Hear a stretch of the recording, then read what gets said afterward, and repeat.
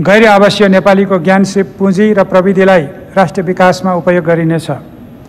विदेशमा जोखिममा रहेका नेपालीको संरक्षण र उद्धारमा गैर आवासीय नेपालीको सहयोग लिइनेछ। राष्ट्र सेवक स्वास्थ्य जोखिमको विद्यमान अवस्थामा आफ्नो कार्यस्थलमा अहोरात्र खटी जिम्मेवारी पूरा गर्ने चिकित्सक, स्वास्थ्यकर्मी लगायत सबै राष्ट्र सेवकको योगदानको उच्च मूल्याङ्कन गर्दै कोरोना रोकथाम तथा उपचारका लागि अग्रपङ्क्तिमा काम गर्ने राष्ट्र सेवकलाई प्रोत्साहनको लागि रकम छुट्याएको छु।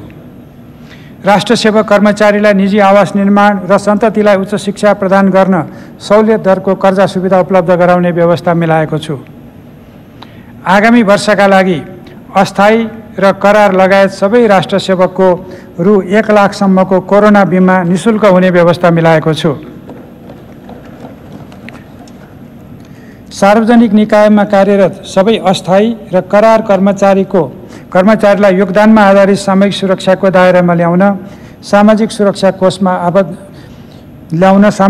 कोषमा आबद्ध गर्ने व्यवस्था मिलाइनेछ। सुशासन र सार्वजनिक सेवा प्रवाह सार्वजनिक निकाय लगायत सबै क्षेत्रमा सदाचार संस्कृतिको विकास गरिनेछ। म भ्रष्टाचार गर्दिनँ, म भ्रष्टाचार हुन दिन्न, म देश र जनताको लागि इमानदार भएर काम गर्नेछु भन्ने प्रतिज्ञा सहितको सुशासन कार्य संस्कृति प्रवर्धन गरिनेछ। भ्रष्टाचार रोकथाम र नियन्त्रणको कार्यलाई थप प्रभावकारी बनाउन सम्बन्धित निकायको क्षमता अभिवृद्धि गरिनेछ। शासकीय प्रबन्धमा कानुनी राज्यको अवधारणालाई पूर्ण रूपमा परिपालना गरिनेछ। सम्पत्ति शुद्धिकरण तथा आतंकवादी क्रियाकलापमा वित्तीय लगानी निवारण सम्बन्धी अन्तर्राष्ट्रिय प्रतिबद्धता अनुरूप आगामी वर्ष पारस्परिक मूल्याङ्कन सुरु गरिनेछ। सम्पत्ति शुद्धिकरण राष्ट्रिय रणनीति तथा कार्ययोजनाको प्रभावकारी कार्यान्वयन गरिनेछ। सरकारी सेवालाई सहज र प्रविधि मैत्री बनाइनेछ। हेलो सरकार पोर्टललाई स्तरोन्नति गरी आम नागरिकको आवाज प्रतिबिम्बित गर्ने माध्यमको रूपमा विकास गरिनेछ।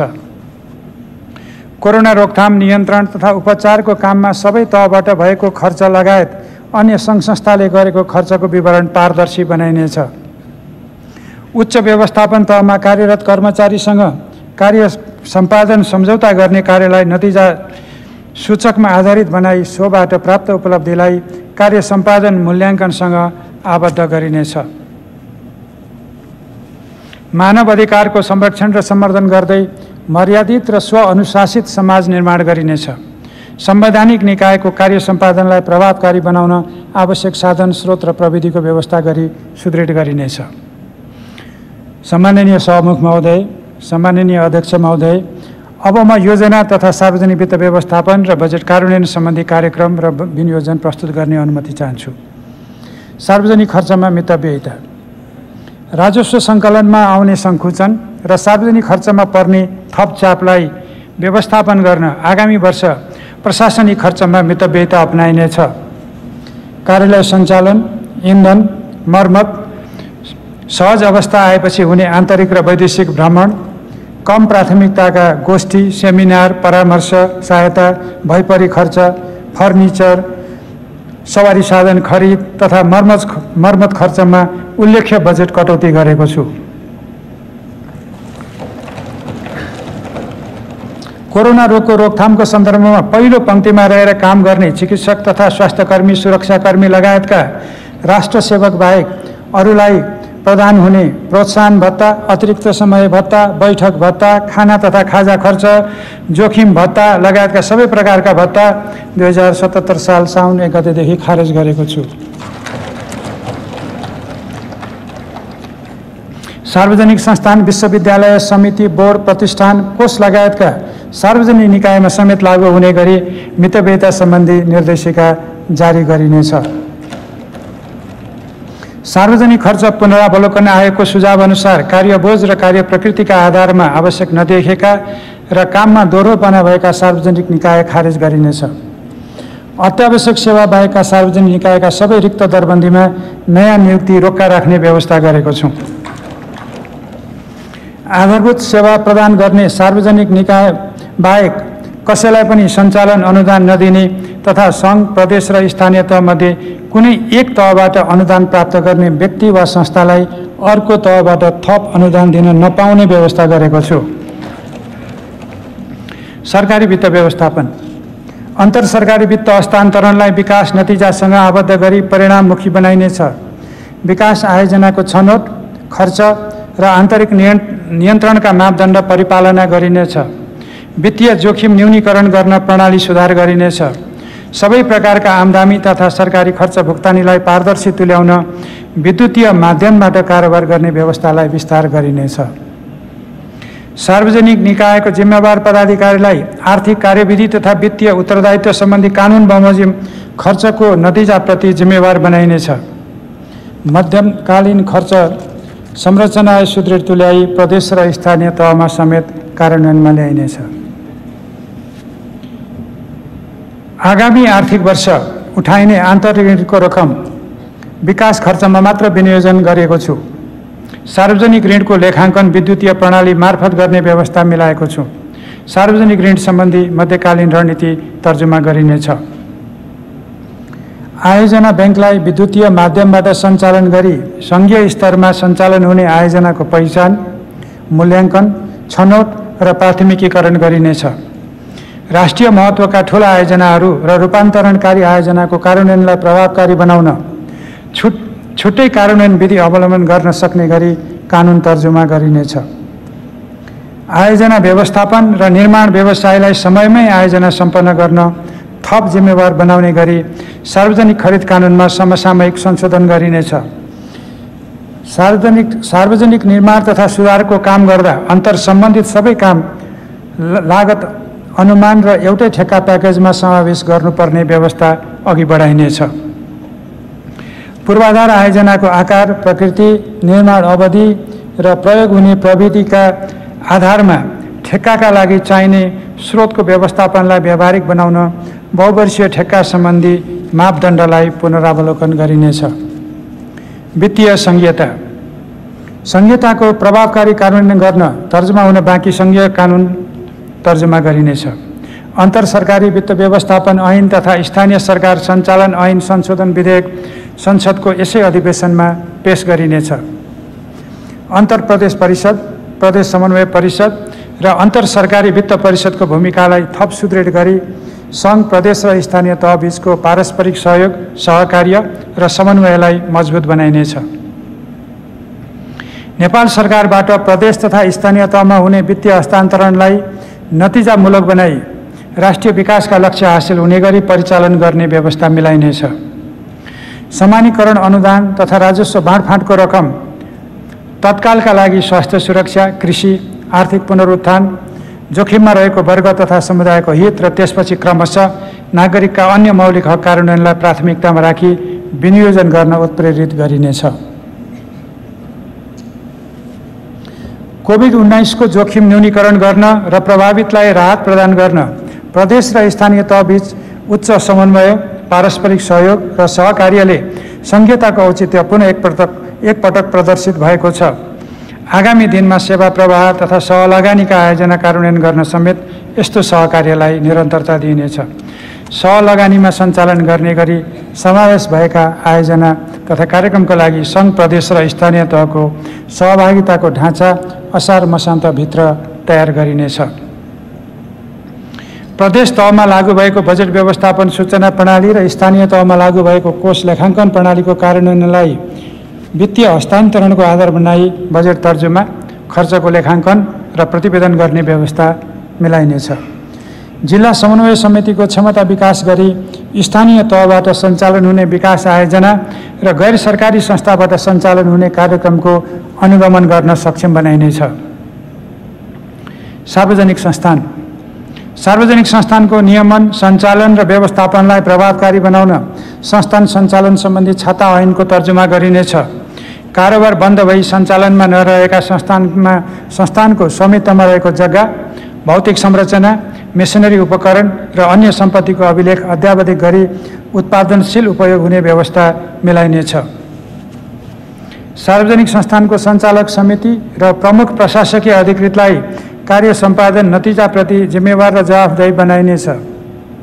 व्यावसायिक सम्भावना नभएका र उद्देश्य अनुरूप कार्य सम्पादन गर्न नसकी लगातार घाटामा सञ्चालन भएका सार्वजनिक संस्थानको अध्ययन गरी एक आपसमा गाभ्ने वा खारिज गर्ने नीति लिइनेछ। निजीकरण भएका सार्वजनिक संस्थानको सञ्चालन र व्यवस्थापनको अनुगमन गरी सम्झौता कार्यान्वयन नभएका संस्थानका सम्बन्धमा कानुनी कारबाही अघि बढाइनेछ। आर्थिक योजना तथा तथ्याङ्क। राष्ट्रिय योजना आयोगलाई विकास नीति, कार्यक्रम र आयोजनाको मूल्याङ्कन एवं अनुसन्धान तथा विकास गर्ने सक्षम निकायको रूपमा सुदृढ तुल्याइनेछ। नीति निर्माण र निर्णयका लागि आवश्यक पर्ने विश्वसनीय सूचना तथा तथ्याङ्कको महत्त्वलाई दृष्टिगत गरी सम्बद्ध संस्थाको क्षमता बढाई भरपर्दो तथ्याङ्कको आधार निर्माण गरिनेछ। राष्ट्रिय आय, कृषि र औद्योगिक तथ्याङ्क गणना विधिलाई अद्यावधिक गरी समसामयिक बनाइनेछ। राष्ट्रिय जनगणना 2078 को तयारी कार्य अघि बढाइनेछ। जनगणना, जीवनस्तर मापन सर्वेक्षण, औद्योगिक गणना, कृषि गणना तथा राष्ट्रिय सुख सर्वेक्षणका लागि रु 3 अर्ब बजेट विनियोजन गरेको छु। सम्माननीय सभामुख महोदय, सम्माननीय अध्यक्ष महोदय, अब म माथिका क्षेत्रगत नीति तथा कार्यक्रमहरू कार्यान्वयनका लागि बजेट विनियोजन र स्रोत व्यवस्थापनको अनुमान प्रस्तुत गर्ने अनुमति चाहन्छु। आगामी आर्थिक वर्षका लागि नीति तथा कार्यक्रमहरू कार्यान्वयन गर्न रु 14 खर्ब 74 अर्ब 64 करोड विनियोजन गरेको छु।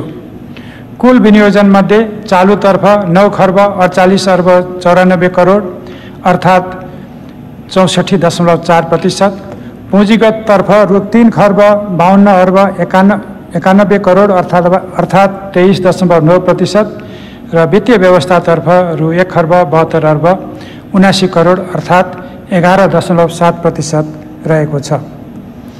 आगामी आर्थिक वर्षका लागि अनुमान गरिएको खर्च व्यवहार्ने स्रोतमध्ये राजस्वबाट 8 खर्ब 89 अर्ब 62 करोड र वैदेशिक अनुदानबाट 60 अर्ब 52 करोड बेहोर्दा रु 5 खर्ब 24 अर्ब 50 करोड न्यून हुनेछ। सो न्यून पूर्ति गर्न वैदेशिक ऋणबाट 2 खर्ब 79 अर्ब 50 करोड ऋण जुटाइनेछ। राजस्व परिचालन र वैदेशिक अनुदान तथा ऋण सहायता परिचालन गर्दा पनि अपुग हुने खुद रु 2 खर्ब 25 अर्ब आन्तरिक ऋणबाट बेहोरिनेछ। सम्माननीय सभामुख महोदय, सम्माननीय अध्यक्ष महोदय, अब म आगामी आर्थिक वर्ष 2077-78 को राजस्व परिचालनको नीति तथा कार्यक्रम प्रस्तुत गर्ने अनुमति चाहन्छु। कोरोनाबाट प्रभावित व्यवसायलाई राहत दिने, शिथिल भएको आर्थिक क्रियाकलापलाई चलायमान बनाई पुनरुत्थान गर्ने र राजस्व प्रणालीलाई आन्तरिक आयमा आधारित बनाई सार्वजनिक वित्तको दिगो र भरपर्दो स्रोतको रूपमा स्थापित गर्दै जान देहायका उद्देश्य हासिल हुने गरी राजस्व परिचालन गरिनेछ। क कोरोना संक्रमण जोखिमका कारण प्रभावित कृषि, उद्योग तथा सेवा व्यवसायको पुनरुत्थान हुने गरी करका दर समायोजन, छुट र सहुलियत प्रदान गर्ने। ख करयोग्य आर्थिक क्रियाकलापलाई करको दायरामा ल्याउँदै प्रगतिशील, समन्वयिक, पारदर्शी र व्यवसाय मैत्री राजस्व प्रणालीको विकास गर्ने। ग औद्योगिक संरक्षण गरी आन्तरिक उत्पादन प्रोत्साहन गर्ने र अनावश्यक र मानव स्वास्थ्यका लागि हानिकारक एवं वातावरण ह्रास ल्याउने वस्तुको आयात निरुत्साहित गर्ने। र घ दक्ष व्यावसायिक र स्वच्छ कर प्रशासनको विकास, प्रक्रियागत सरलीकरण, सूचना प्रविधिको प्रयोग, कर कानुनको परिपालना मार्फत कर सहभागिता अभिवृद्धि गर्ने र राजस्व चुहावट नियन्त्रण गर्ने। अब म आगामी आर्थिक वर्षको राजस्वका दर सम्बन्धी प्रस्ताव र कर प्रणाली सुधारका कार्यक्रम प्रस्तुत गर्ने अनुमति चाहन्छु। आर्थिक वर्ष 2076-77 को आय विवरण अनुसार घरेलु, लघु, घरेलु तथा साना उद्योगी र व्यवसायीलाई लाग्ने आयकरमा वार्षिक रु 20 लाखसम्म कारोबार गर्ने करदातालाई 75%, रु 20 लाखदेखि रु 50 लाखसम्म कारोबार गर्ने करदातालाई 50% र रु 50 लाखदेखि रु 1 करोडसम्मको कारोबार गर्ने करदातालाई 25% छुट दिने व्यवस्था मिलाएको छु। लघु उद्यमलाई आयकर छुटको अवधि 2 वर्ष थप गरी 7 वर्ष र महिला उद्यमीद्वारा सञ्चालित लघु उद्यमलाई 3 वर्ष थप गरी 10 वर्ष पुर्याएको छु। लघु बिमामा लाग्दै आएको मूल्य वृद्धि कर हटाएको छु। लघु घरेलु तथा साना उद्योग, कृषि पशुपक्षी पालन, पशु उपचार र मास्क बनाउने उद्योगले पैठारी गर्ने मेसिनरी तथा कच्चा पदार्थ एवं कृषि फर्म र कम्पनीले पैठारी गर्ने कृषि यन्त्र उपकरण तथा धान, मकै, गहुँ र तरकारीको बिउ पैठारी गर्दा लाग्ने भन्सार महसुल घटाएको छु। प्राथमिक कृषि उपजको पैठारीमा लाग्दै आएको भन्सार महसुल र कृषि सुधार शुल्क वृद्धि गरेको छु। कोरोना संक्रमणबाट बढी प्रभावित भएका हवाई सेवा, यातायात सेवा, होटल, ट्राभल तथा ट्रेकिङ व्यवसायलाई आर्थिक वर्ष 2076-77 को आय विवरण अनुसार लाग्ने आयकरमा 20% छुट दिने व्यवस्था मिलाएको छु। पर्यटन, ढुवानी व्यवसाय तथा चलचित्र घरलाई मूल्य अवधि कर विवरण तथा कर दाखिला गर्ने अवधि बढाई 4 मासिक कायम गरेको छु। औषधि उद्योगलाई आवश्यक पर्ने कच्चा पदार्थको पैठारीमा मूल्य अवधि कर छुट दिई त्यस्तो वस्तु स्वदेशी उद्योगबाट खरिद गर्दा तिरेको मूल्य अवधि कर फिर्ता दिने व्यवस्था मिलाएको छु। आयुर्वेदिक औषधिको कच्चा पदार्थको भन्सार महसुल घटाएको छु। सेनिटाइजरको कच्चा पदार्थको रूपमा प्रयोग हुने आन्तरिक उत्पादनको इथानोल र पिपिईमा अन्तःशुल्क छुट दिएको छु। इन्टरनेट सेवा प्रदायकले फिक्स ब्रोडब्यान्ड सेवा प्रदान गर्दा 50% सम्मको मर्मसम्भार शुल्कमा दूरसञ्चार सेवा दस्तुर छुट दिने व्यवस्था मिलाएको छु। आफै कार्यक्रम उत्पादन गरी प्रसारण गर्ने रेडियो तथा टेलिभिजन प्रसारण संस्थाले तिर्नुपर्ने कारोबार रकमको 2% सेवा शुल्क घटाएर 1% कायम गर्ने व्यवस्था गरेको छु। अप्रत्यक्ष कर मूल्य अभिवृद्धि करको दर यथावत राख्दै अन्तःशुल्क र भन्सारका केही दरलाई समायोजन गरेको छु। 1 दर्जन बढी वस्तुमा लाग्दै आएको अन्तःशुल्क हटाएको छु। चुरोट, सिगार, गुटखा, पान मसालामा स्वास्थ्य जोखिम कर सामान्य वृद्धि गरेको छु। उद्योगले पैठारी गर्ने औद्योगिक कच्चा पदार्थको भन्सार दर तयारी माल वस्तुको भन्दा कम्तीमा 1 तह कम गर्न थप केही वस्तुको कच्चा पदार्थको भन्सार महसुल घटाएको छु। हवाई इन्धन र एलपी ग्यास बाहेकका पेट्रोलियम पदार्थ र सुन तथा सुनका गहनामा लाग्ने भन्सार महसुलमा सामान्य वृद्धि गरेको छु। सामुदायिक वनले साल र खयर जातका काठ उपभोक्ता समूह बाहिर बिक्री गर्दा लाग्दै आएको 15% वन पैदावार शुल्क आजकै मितिबाट खारेज गरेको छु। स्वदेशी फर्निचर उद्योगको संरक्षण गर्न सबै किसिमका फर्निचरको पैठारीमा अन्तःशुल्क लगाएको छु। प्रत्यक्ष कर औद्योगिक क्षेत्र र व्यावसायिक ग्राममा स्थापना हुने विशेष उद्योगलाई कारोबार सुरु गरेको मितिले 5 वर्षसम्म लाग्ने आयकरमा 25% छुट दिने व्यवस्था मिलाएको छु। आफ्नो उद्देश्य अनुसार कारोबार सञ्चालन गरेका खानेपानी र सरसफाई उपभोक्ता समूहलाई आयकर नलाग्ने व्यवस्था मिलाएको छु। आर्थिक वर्ष 2075-76 सम्म निर्धारण भएको आयकर मिनाहा गरेको छु। गाउँपालिकामा सञ्चालित सबै किसिमका सहकारीलाई आयकर पूर्ण रूपमा छुट दिएको छु। नगरपालिका, उपमहानगरपालिका तथा महानगरपालिकामा सञ्चालित कर लाग्ने कारोबार गर्ने सबै किसिमको सहकारीलाई क्रमशः 5%, 7% र 10% आयकर लाग्ने व्यवस्था गरेको छु। विभिन्न निकायमा रहेको स्वीकृत अवकाश कोषको रकम 2077 साल चैत्र मसान्तभित्र सामाजिक सुरक्षा कोषमा हस्तान्तरण गरेमा अवकाश भुक्तानी बापत लाग्ने कर छुट दिने व्यवस्था मिलाएको छु। त्यस्तो कोष क्रमशः खारेज गर्दै जाने व्यवस्था पनि मिलाएको छु। कर प्रशासन वार्षिक रु 20 लाखसम्म कारोबार गर्ने साना करदाताले आय विवरण र कर मोबाइल एप्स लगायतका अन्य विद्युतीय माध्यमबाट बुझाउन सक्ने र बैंक मार्फत कर भुक्तानी गर्दा आय विवरण समेत बुझाउन सक्ने व्यवस्था मिलाइनेछ। बक्यौता नरहेका करदाताले पेश गरेको आय विवरण अनुसारको कर चुक्ता प्रमाणपत्र स्वचालित प्रणालीबाट करदाता स्वयंले लिन पाउने व्यवस्था मिलाएको छु। उपभोक्ताले वस्तु तथा सेवा खरिदको भुक्तानी विद्युतीय उपकरण मार्फत गर्दा प्रोत्साहन स्वरूप प्राप्त हुने रकममा अग्रिम कर कट्टा गर्नु नपर्ने व्यवस्था मिलाएको छु। आयकर ऐन 2058, मूल्य वृद्धि कर 2052 र अन्तःशुल्क ऐन 2058 बमोजिम 2075 साल असार मसान्तभित्र भएको कर निर्धारण उप चित्त नबुझाई आन्तरिक राजस्व विभाग र सो विभाग हुँदै राजस्व न्यायाधिकरण वा अदालतमा विचाराधीन रहेका मुद्दाहरूमध्ये झुठा तथा नक्कली बीजक बाहेकका मुद्दा सम्बन्धित करदाताले फिर्ता लिई त्यस्तो निर्धारित कर रकम र सोमा लागेको ब्याज 2077 साल फागुन मसान्तसम्ममा बुझाएमा शुल्क थप जस्तो र जरिमाना मिना गरिनेछ। राजस्व प्रशासनसँग सम्बन्धित केन्द्रीय बीजक अनुगमन प्रणाली, आसीकुडा र VCTS लगायतका सबै किसिमका सूचना प्रविधि प्रणालीमा को क्षमता विस्तार र अन्तर्आबद्धता कायम गर्दै करदाता सूचना प्रणालीलाई एकीकृत गरिनेछ। कर परीक्षण, अनुसन्धान र भन्सार जाँचपास पछिको परीक्षण र बजार अनुगमनलाई थप प्रभावकारी बनाई राजस्व छली तथा चुहावटलाई नियन्त्रण गरिनेछ। गैर कर राजस्वको दायरा विस्तार गर्दै दरलाई पुनरावलोकन गरिनेछ। सम्माननीय सभामुख महोदय, सम्माननीय अध्यक्ष महोदय, आर्थिक वर्ष 2075-76 को यथार्थ खर्च, आर्थिक वर्ष 2076-77 को संशोधित अनुमान र आर्थिक वर्ष 2077-78 को अनुमानित आय व्ययको विवरण अनुसूचीमा उल्लेख गरेको छु। विषयगत मन्त्रालयको चालू आर्थिक वर्षको प्रगति विवरण आजै प्रस्तुत गरेको छु। अन्तर्राष्ट्रिय विकास साझेदारबाट प्राप्त हुने विकास सहायता, प्राविधिक सहायता तथा अन्तर्राष्ट्रिय गैर सरकारी संस्थाबाट परिचालन हुने सहायता सम्बन्धी विवरण पुस्तिका समेत छुट्टै प्रस्तुत गरेको छु।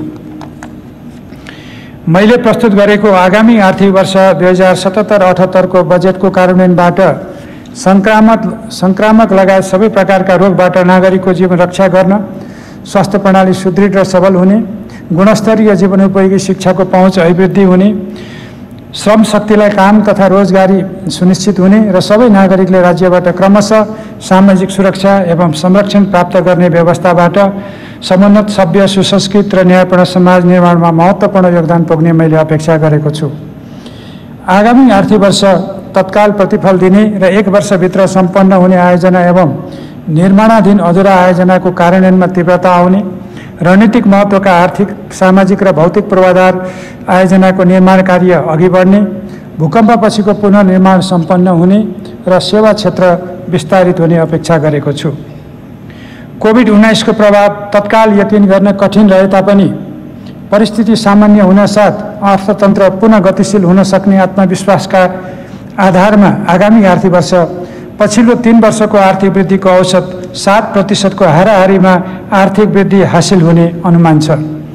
बजेटले लक्षित गरेको आर्थिक पुनरुत्थानको कार्यमा सघाउ पुर्याउन र मुद्रास्फीति दरलाई 7% मा सीमित राख्ने गरी नेपाल राष्ट्र बैंकले मौद्रिक नीति तर्जुमा गर्नेछ।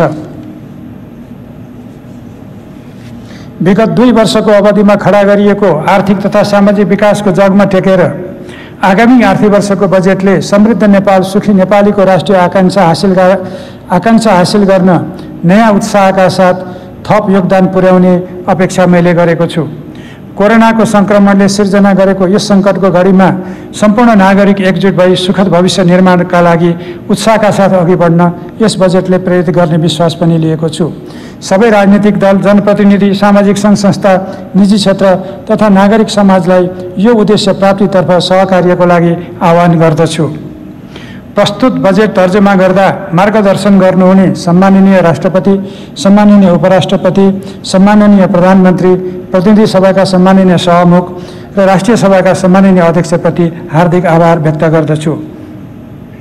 बजेटको सिद्धान्त र प्राथमिकतामा छलफल गरी रचनात्मक सुझाव प्रदान गर्नुहुने प्रतिनिधि सभा र राष्ट्रिय सभाका मान्य सदस्यहरूप्रति आभार व्यक्त गर्दछु।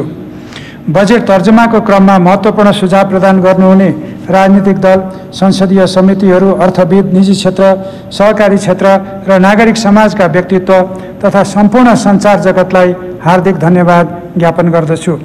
नेपालको आर्थिक, सामाजिक विकासमा निरन्तर सहयोग पुर्याउने सबै करदाता र कठिन अवस्थामा समेत नेपाललाई निरन्तर सहयोग गर्ने विकास साझेदारहरूलाई हार्दिक धन्यवाद दिन चाहन्छु। बजेट कार्यान्वयनमा सबैको पूर्ण सहयोग रहने अपेक्षा समेत गरेको छु।